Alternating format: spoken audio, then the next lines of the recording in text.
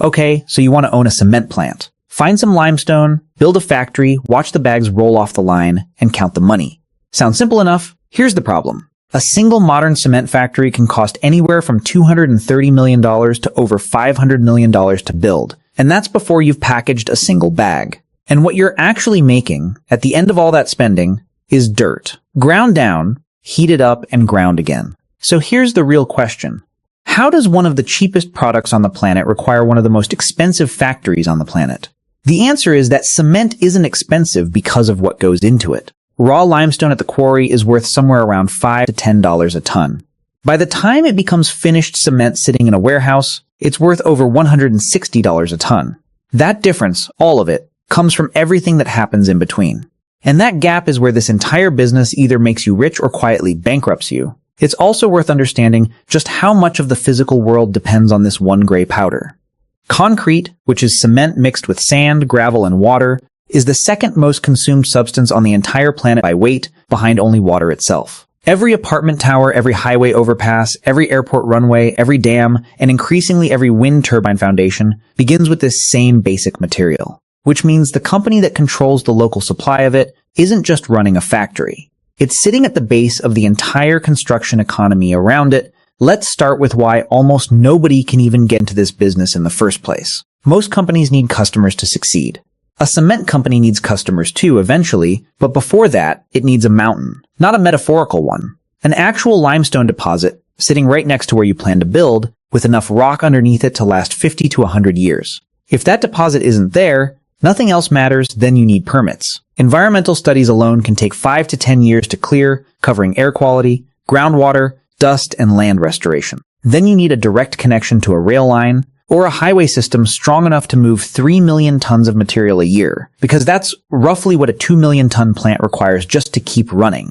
Then you need electricity, not a little. Something in the range of 20 to 50 megawatts continuous power, the kind of load a small city would use. And underneath all of that, you need 30 years worth of turnover in upfront capital, because the cost of building this plant is genuinely close to what it will earn across its entire operating lifetime.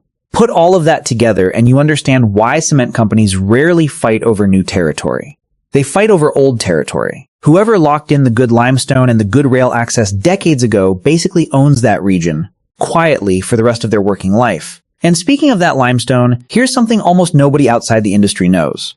Not all rock is created equal, and the wrong quarry can quietly ruin a company's math before the company has poured a single dollar of concrete. Limestone supplies calcium, which is the core ingredient that gives cement its strength, alongside smaller amounts of silica, aluminum, and iron. Engineers actually track the balance between these ingredients using a single ratio, comparing how much calcium sits in the mix against everything else. Get that ratio even slightly wrong, and you end up with what's called free lime, calcium that never fully reacted in the kiln. Free lime doesn't show up as a problem on day one. It shows up years later as tiny pockets inside cured concrete that slowly absorb moisture and expand, cracking a structure from the inside out. Worse than that, if the rock also contains too much magnesium, that shows up later as a mineral called periclase. And periclase does the exact same thing, just slower. It expands, sometimes over months or years, cracking the finished concrete from the inside. So a quarry with the wrong chemistry doesn't just cost more to run. It can quietly poison the product for decades. A company that finds this out after building a $500 million plant on top of an inferior deposit has no easy fix. Importing cleaner limestone from somewhere else to blend in and correct the chemistry is possible, but it adds a permanent cost to every single ton produced for the rest of the plant's life. Which means the single most important decision in this entire business happens before construction even begins, sitting in a laboratory, looking at a rock sample under a microscope. Now let's actually make the stuff. Picture the process as 5 stages stacked on top of each other. You mine the rock, you crush it, you grind it into a fine powder, you cook that powder at extreme temperature. Then you cool it and grind it one more time. On paper, that sounds like a manufacturing business. In practice, it's an energy business that happens to produce a manufactured product. Turning rock into finished cement takes somewhere between 90 and 120 kilowatt hours of electricity per ton, plus another 3 to 4 gigajoules of raw heat, which is roughly the same amount of heat energy contained in about 100 kilograms of fuel oil per single ton of cement. Energy alone typically eats up 30 to 40% of everything it costs to run the plant. At the center of all that heat sits the single most important machine in the entire operation, the rotary kiln. Picture a steel tube, tilted slightly, sometimes 90 meters long, slowly rotating while material tumbles through it at temperatures above 1400 degrees Celsius. That's hot enough to partially melt stone. Inside that kiln, at that heat, calcium and silica fuse together into the compound that eventually gives concrete its strength. Walk through that kiln stage by stage, and the heat climbs almost the entire way. Material enters a tower of cyclones near the top, where it's preheated by the same hot exhaust gas rising up from the kiln below, climbing from room temperature to around 800 degrees Celsius before it ever reaches the flame. From there it drops into a secondary combustion chamber, sometimes called a precalciner, where most of the actual chemical breakdown of the limestone happens before the material even enters the rotating tube. Only then does it slide into the kiln itself, where the flame at the far end can reach roughly 2000 degrees Celsius, hot enough to partially liquefy around a quarter of the material passing through it. That's the exact moment the raw ingredients fuse into the mineral compound responsible for giving finished concrete its strength. From there, the glowing material drops onto a cooling grate, where blasts of air rapidly chill it back down to roughly 100 degrees Celsius in a matter of minutes, locking that crystal structure permanently into place. Here's the part that should scare any prospective owner. That kiln is lined with special heat-resistant brick, and the entire structure is designed to run continuously 24 hours a day, for roughly 330 to 340 days a year. If you shut it down unexpectedly, the steel shell cools, the brick lining cracks from the shock, and you're looking at repair costs and downtime that can run into tens of thousands of dollars for every single hour the kiln sits cold. This is not a machine you can simply switch off overnight to save money. Idle time doesn't save you anything. It costs you almost as much as running it. If you're enjoying learning how this hidden industry actually works, this is a good moment to hit subscribe and like the video. It genuinely helps. Now, back to the money. Electricity alone can be the difference between a plant that thrives and a plant that limps along.